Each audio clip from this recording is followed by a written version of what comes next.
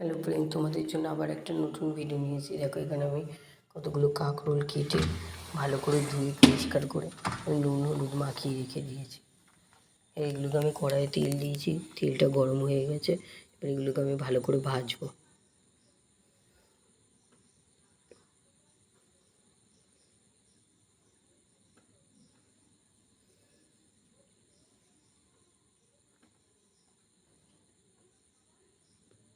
এবার একটু নাড়িয়ে দেবো।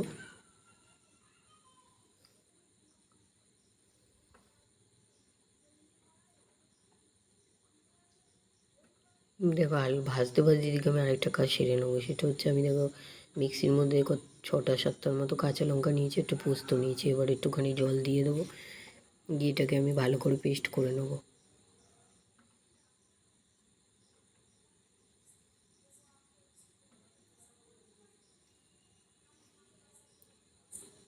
পেস্ট করা হয়ে গেছে। আর যে কাঁকরোলগুলো ভাজতে দিয়েছিলো ওগুলো ভেজে তুলে নিয়েছি। দেখো, এবার ওই তেলের মধ্যে আমি পেস্টটাকে ছেড়ে দেবো।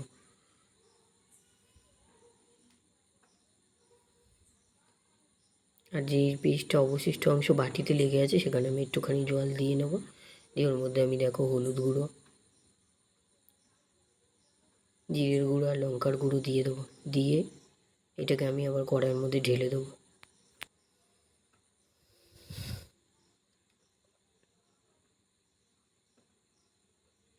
কড়াইয়ের মধ্যে দিয়ে এবার একটু ভালো করে নাড়াবো।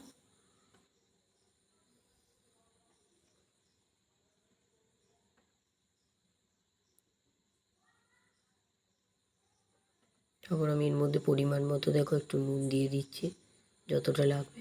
একটু নাড়িয়ে দেবো, একটু টানার জন্য অপেক্ষা করব। টেনে গেছে। এবার আমার কাছে ভেজে রাখা যে কাঁকরোলগুলো আছে, এই কাঁকরোলগুলো আমি ওর মধ্যে ছেড়ে দেবো।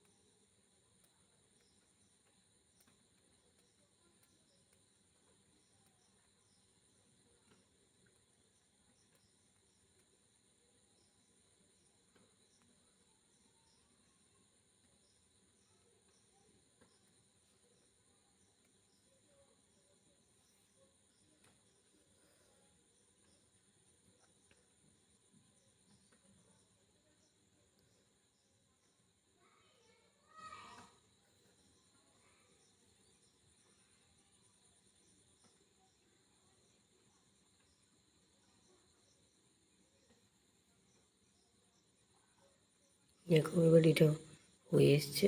এবার এটাকে নামিয়ে দিলাম। আমার ভিডিওটা ভালো লাগলে আমার চ্যানেলটাকে লাইক করো, সাবস্ক্রাইব করো, পারলে আমার এই রেসিপিটা ট্রাই করো। ঠিক আছে, আজকে আমাদের ভিডিওটা আমি এখানেই শেষ করছি। তোমরা আমার চ্যানেলটাকে সাবস্ক্রাইব করে দিও।